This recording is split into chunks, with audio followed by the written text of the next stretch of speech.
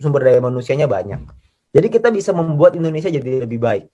Caranya gimana kontribusi kita untuk negara? Salah satu kontribusi saya adalah melalui VTube.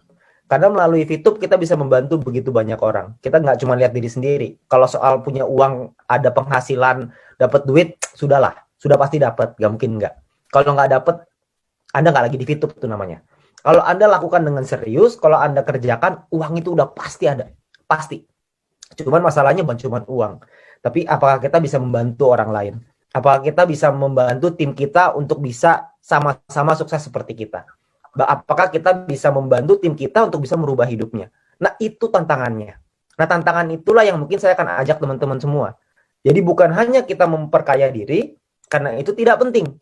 Karena menurut saya yang paling penting adalah kita bantu tim kita untuk jadi sukses dan kaya. Kalau mereka sukses dan kaya, kita sudah pastilah nggak mungkin nggak usah dibahas lagi.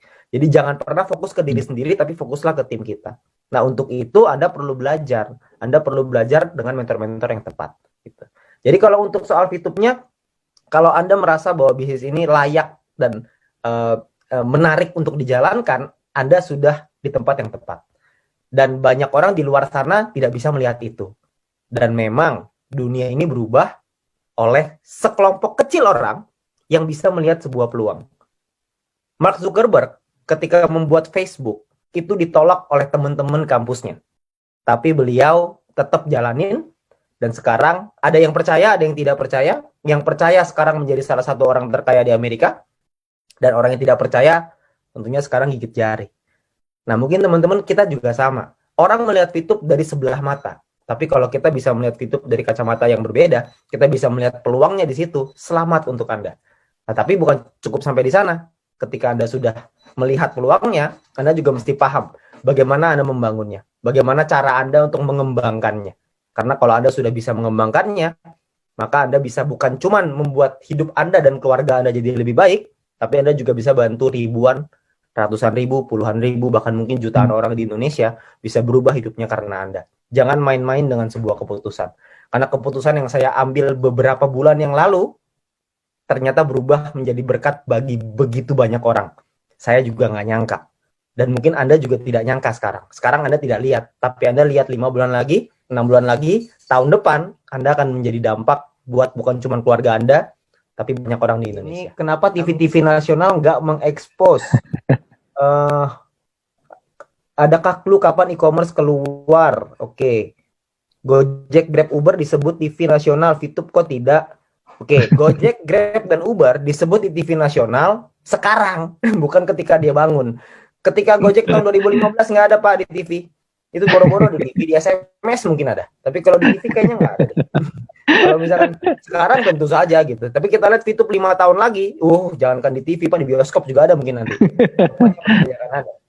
Ya, kalau misalkan iPhone, kapan bisa daftar? Nah, iPhone ini juga satu kendala ya, karena iOS-nya sulit untuk di-adapt dengan aplikasi kita. Jadi nanti sudah disiapkan solusinya, tapi lagi dalam proses. Terus kalau untuk tadi e-commerce, e-commerce ini problemnya adalah di perizinan. Sekali lagi, ini model bisnis kita ini terlalu, kalau bahasa Yamaha selangkah ke depan, tapi ini kayaknya beberapa langkah ke depan gitu ya. Ini terlalu depan nih. Sampai sulit untuk kita jelasinnya aja, bikin mudengnya aja susah gitu. Jadi kita perlu waktu. Jadi mungkin prediksinya mungkin tahun depan kayaknya deh. Ya, karena kita butuh dari manajemen sih lebih tepatnya ya. Manajemen negosiasi dan penjelasannya itu butuh lebih lengkap. Mereka butuh yang lebih jelas. Karena birokrasi di Indonesia kita semua sama-sama paham ya. Semuanya butuh waktu. Jadi kita butuh waktu untuk menyesuaikan itu. Tapi tentu saja kita mau banget supaya e-commerce itu jalan secepatnya. Itu perusahaan akan jauh lebih sehat lagi gitu. Jadi tentunya kita juga akan perusahaan juga akan mengupayakan supaya jalan terus, supaya e-commerce ini bisa running gitu. Tapi kita juga nggak mau melampaui koridor hukum. Tentunya kita semua nggak mau melakukan sesuatu yang ilegal, kan nggak ada yang mau. Kita maunya semuanya dalam ranah hukum yang benar, melalui legalnya mesti tepat gitu. Jadi kita nggak akan mulai sebelum kita dapat ACC atau approval dari negara, dari regulator. Tentu buat kepentingan kita bersama juga gitu ya. Pernah nggak Metro TV iklan di RCTI? Nah, ini dijawabin sendiri. Terima kasih. Income Bapak sekarang berapa per bulan? Kalau income sih mungkin Ya, CRV lewat lah ya 1 bulan gitu. Amin. CRV kebelilah, CRV 1 bulan tuh kebeli. Gitu. Lumayan lah, lumayan untuk punya keleluasaan dalam segi finansial.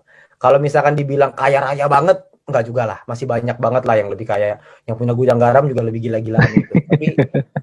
Tapi kalau misalkan keleluasaan dari segi income, dari segi pengeluaran, ya makan-makan nggak mikir lah gitu. Makan-makan nggak mikir. Ngomong-ngomong, kapan manajemen berkantor di Indonesia? Nah, ini juga salah satunya nih ya. Ini juga kebetulan lagi dibahas, jadi sekalian. Kantor di Indonesia juga sedang dipersiapkan karena kita juga sama-sama tahu bahwa bisnis di Indonesia, kantor harus di Indonesia. Jadi kantor itu juga lagi dipersiapkan karena kemarinan ini kita memang peledakannya terlalu cepat. Jadi mau nggak mau harus ada manajemen yang dadakan dulu. Nah, sekarang ini sudah mulai running, lagi dipersiapkan untuk kantor di Indonesia. Jadi nanti kalau kantor ada di Indonesia pasti akan di-announce lah. Gak mungkin nggak. Ya karena saya yakin nanti kantornya itu nggak tahu deh itu kayak apa, tawuran mungkin di dalam situ ya. Saya nggak tahu deh. Bakal rame banget pasti yang datang. Tapi nanti pasti akan dikasih lihat. Boleh lihat jempol yang bisa membawa kesuksesan. Wih, mantap. Wih, jempolnya mantap. Jempolnya mantap nih. Susah nih jempolnya. Kenapa untuk registrasi harus berusia 18 tahun? Karena kalau di bawah 18 tahun nanti kita ditangkap sama Depnaker. Karena tidak boleh mempekerjakan orang di bawah umur. Yang hadir kasih 10 VP kok masing-masing. Waduh, daripada saya kasih ikan lebih baik saya kasih pancingannya. Kenapa kalau searching di Google tentang VTube pasti yang keluar adalah VTube penipuan? Oh iya tentu saja, karena perusahaan bagus harus dijelek-jelekan dong. Karena perusahaan yang jelek mau diapain lagi? Kapan izin Kominfo balik?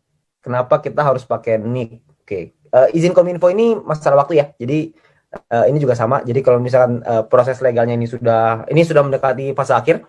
Jadi ketika itu sudah selesai, maka semua izin juga pasti akan dipulihkan. Cuma itu butuh waktu aja untuk penyelesaian sedikit lagi. Jempolnya panjang banget ya, gak buntet. Makanya rezekinya panjang. Bisaan aja dulu waktu gua susah nggak begitu. Kenapa harus pakai nick? Karena kalau nggak pakai nick, nanti satu orang bisa bikin ID banyak banget dong. Karena kan harus diverifikasi apakah manusia atau robot, kan gitu. Kalau misalkan isinya robot semua kan pusing. Jadi kan harus ada KYC namanya. Jadi perlu ada yang diituin lah, yang dicek gitu. Ini udah gampang banget loh, cuma NIK doang. Harusnya tuh nggak begini nih. Harusnya tuh ada selfie-nya, ada fotonya, ada apa gitu. Harusnya ada beberapa lagi. Betul, betul. Berarti Vito masih di R&D terus ya? Oh, itu tentu saja jelas. Karena yang namanya bisnis, kalau misalkan tidak bertumbuh terus, maka bisnis itu akan mati. Seperti contoh, kita ambil contoh paling gampang. Bluebird sama Gojek. Siapa sih yang dulu yang punya Bluebird itu salah satu orang terkaya di Indonesia loh. Top 50 kalau nggak salah, terkaya di Indonesia. Sekarang, Bluebird ini ketika dibangun, itu gak ada yang berani melawan tuh. Taksi nomor 1 pasti Bluebird, gak ada lawannya. Ada Bluebird, Silverbird, GoBird, semuanya. Wheelbird juga ada di situ. Tidak ada satu orang pun yang bisa menyangkal bahwa Bluebird itu taksi nomor 1 di Indonesia. Nah, tapi ketika Gojek itu muncul, Gokar itu muncul, terjadi apa ya namanya ya? Terjadi ribut gitu antara Gokar, supir Gokar dengan taksi.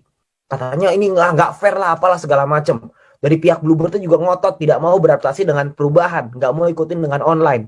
Yang terjadi adalah Gojeknya sekarang membeli sahamnya Bluebird. Jadi yang tadinya kompetitor, Bluebird tadinya di atas, sekarang Bluebird mau nggak mau bekerja sama dengan Gojek gitu. Jadi namanya bisnis harus terus berubah. Begitu juga dengan Vito, pasti akan ada perubahan. Kalau Anda tanya akan berubah atau enggak, dijamin pasti akan berubah. Karena kalau nggak berubah, kita akan punah. Yes. Jadi mau nggak mau harus seperti itu. Bapak sendiri menjalankan misi dengan modal 0,3 apa fast track? Ya tentu saja 0,3 Bapak. Zaman saya pertama kali bergabung, EC aja tidak dibuka. Tidak ada EC, mau beli sama Sopo. Tentu saja pakai gratis, mau pakai apa lagi? Dulu 0,3 tuh seru sekali loh. Betul, betul. Kita nunggu loh berbulan-bulan supaya dapat 0,3. Gila, launching tuh dengan semangat selesaiin, 0,3 pertama nih. Bangga dapat 0,3 itu bangga banget. Seneng banget kan pertama kali Pak Sandy. Bangga. Di tengah dengan kisruhnya ketika lagi di awal ya. Tapi 0,3 pertama itu seru banget. Ini terakhir ya. Kalau dapat calon VTuber yang kritis dan pernah telepon pihak OJK dan dapat info VTube termasuk entitas kali ini maksudnya ya. Entitas yang masih proses penarikan izin, itu kita gimana jawabnya Pak? Kalau saya nih, ini Anda perlu tanya lagi ya sama Pak Sandy ya. Kalau saya Kalau ketemu dengan orang yang sebegitu kritisnya, pengen tahu semuanya, pengen supaya telepon OJK lah, ntar dia telepon ke Kominfo lah, dia telepon ke presiden lah, semua mau ditelepon sama dia untuk memastikan supaya bisnis jalan. Gak taunya dia cuma mainnya misi gratis toh. Kalau saya boleh milih, kayak gitu biasa saya Nina boboin. Biar bobo aja, jangan dibangunin, karena repot. Karena lucu, orang itu mau ikut bisnis yang fresh. Yang namanya bisnis fresh selalu ada tantangan di awal. Selalu tidak mudah di awal. Kalau bisnis yang sudah established, bisnis yang sudah jadi, bisnis yang sudah kuat, legalitas gak ada lawannya, udah aman semuanya, ya Anda tunggu dulu 2 tahun lagi lah gitu. Mungkin beliau itu bergabungnya waktu yang tepat 3 tahun lagi dari sekarang. Jadi jangan Anda fokus sama orang yang seperti itu. Kalau saya lebih fokus sama orang yang melihat peluang daripada orang yang melihat masalah di balik peluang. Karena kalau ketemu orang yang nyarinya masalah, Anda kasih solusi, dia cari lagi masalahnya. Anda kasih solusi, dia cari lagi masalahnya. Anda nanya sama saya cara jawabnya gimana? Cara jawabnya adalah jangan dijawab. Kalau saya sih begitu. Makin dijawab, makin panjang. Jadi mendingan nggak usah. Kalau saya sih begitu ya, tapi Anda bisa tanya lagi dengan Pak Sandy. Mungkin Pak Sandy punya trik yang lebih mantep. Jadi thank you teman-teman semuanya. Saya udah kasih kesempatan untuk sharing di sini. Harapan saya adalah teman-teman semua di sini bisa mendapatkan manfaat seperti yang saya rasakan, seperti yang Pak Sandy rasakan, dan seperti leader-leader Anda rasakan. Tapi ingat, untuk Anda mencapai di posisi seperti Diamond, Platinum, itu tidak mudah. Butuh kerja keras, butuh perjuangan. Jadi siapkan hati Anda untuk kerja keras itu, siap-siap buat berjuang, dan saya yakin kalau misalkan kita bisa, Anda juga pasti bisa. Thank you. Oke, bagaimana teman-teman? Sudah menyimaknya bukan?